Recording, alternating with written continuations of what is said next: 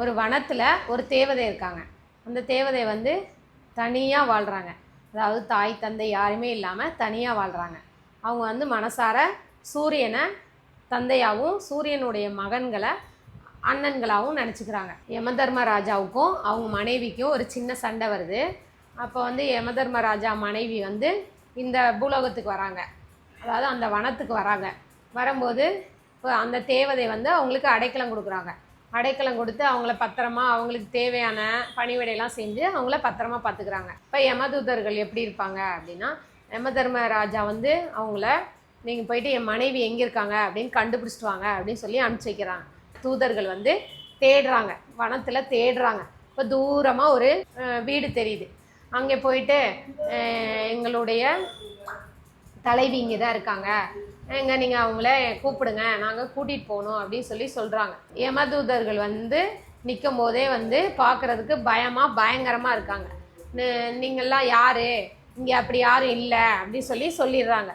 அந்த தேவதை சொல்லி அவங்கள அனுப்பிச்சிடுறாங்க. ஒரு கட்டத்துக்கு மேலே யமதர்மராஜா கீழே வர்றாரு. வரும் பொழுது அந்த தேவதைக்கு தெரியாது சூரியனுடைய மகன் தான் யமதர்மராஜா அப்படின்னு தெரியாது. எங்க நவுரு, நான் வந்து என்னுடைய மனைவியை பார்க்கணும், வழிவிடு அப்படின்னு சொல்கிறாங்க. இல்லை, இங்கே யாரும் அப்படி இல்லை அப்படின்னு சொல்லி போராடுறாங்க. ஒரு கட்டத்துக்கு மேலே சண்டை பெருசாகிடுது. பெருசாகும்போது யமதர்மராஜா வந்து அந்த தேவதையை அடிச்சிடுறாங்க. அடித்து மயங்கி கீழே விழுந்துடுறாங்க. அப்போ அவங்க மனைவி உள்ளேருந்து வந்து, என்ன இப்படி பண்ணிட்டீங்க, அந்த பொண்ணு தான் என்னை வந்து இவ்வளோ நாளாக பத்திரமா எனக்கு தேவையான பணிவிடையெல்லாம் செஞ்சு என்னை பத்திரமா பார்த்துக்கிட்டாங்க, நான் நல்லா தான் இருக்கேன், என்ன இப்படி பண்ணிட்டீங்களே அப்படின்னு சொல்கிறாங்க. அப்போ யமதர்மராஜா வந்து சொல்கிறாரு, சரி அவங்க உயிர் போகிற சூழலில் அப்போ தான் வந்து ஒரு மறு உயிர் கொடுக்குறாரு. நீ வந்து அடுத்த பிறவியில் வந்து ஒரு மூலிகை செடியாக நீ வந்து பிறக்கணும், பிறக்கும்போது நான் அந்த மூலிகை செடி யூஸ் பண்ணுறவங்கள நான் உயிரை எடுக்க மாட்டேன் அப்படின்னு சொல்கிறாரு. அப்போ அந்த தேவதை சொல்கிறாங்க, இல்லை, நான் வந்து ஒரு மூலிகை செடி, நிறம் வர்ற மாதிரி ஒரு மூலிகை செடியாக நான் பிறக்கணும் அப்படின்னு சொல்லிடுறாங்க. அந்த நிறம் அழியிற வரைக்கும் நீங்கள் அவங்களுடைய உயிரை நீங்கள் எடுக்கக்கூடாது.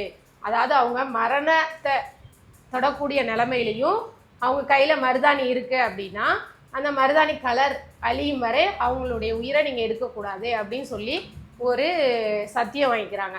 சரி, ஓகே அப்படின்னு சொல்லிட்டு இந்த யமதர்மராஜா வந்து அவங்களுக்கு ஒரு அடுத்த பிறவி வந்து ஒரு மூலிகை செடியாக வர்ற மாதிரி கொடுத்துட்றாங்க. அவங்க பேர் வந்து அந்த காலத்தில் வந்து மருதவாசினி அப்படின்ற ஒரு தேவதை தான் அந்த தேவதை. அந்த கதையில் வர்ற தேவதை பேர் மருதவாசினி. அவங்க தான் இப்போ வந்து மருதாணி செடியாக இந்த யமதர்மராஜா உயிர் கொடுத்துருக்காரு.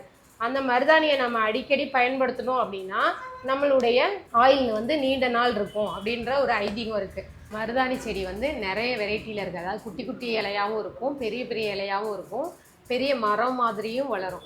எல்லார் வீட்டுக்கு முன்னாலேயும் நல்லா பாசிட்டிவ் எனர்ஜியாக நல்லா ஆரோக்கியமாக இருக்கணுங்கிறதுனால தான் மருதாணி செடி வீட்டு வாசலில் வச்சுருப்பாங்க. அது மாதிரி அதோடைய பூ வந்து நல்லா மனம் தரும். அது அந்த மனத்தை நம்ம உணரும் போது நம்மளுக்கு மைண்ட் ரிலாக்ஸ் ஆகி நல்லாயிருக்கும், மகிழ்ச்சியாக புத்துணர்ச்சியாக இருக்கும். அதனால தான் வீட்டுக்கு முன்னால் மருதாணி செடி வைக்கிறாங்க. நீங்களும் உங்கள் வீட்டுக்கு முன்னால் இடம் இருந்ததுன்னா மருதாணி செடி வைங்க.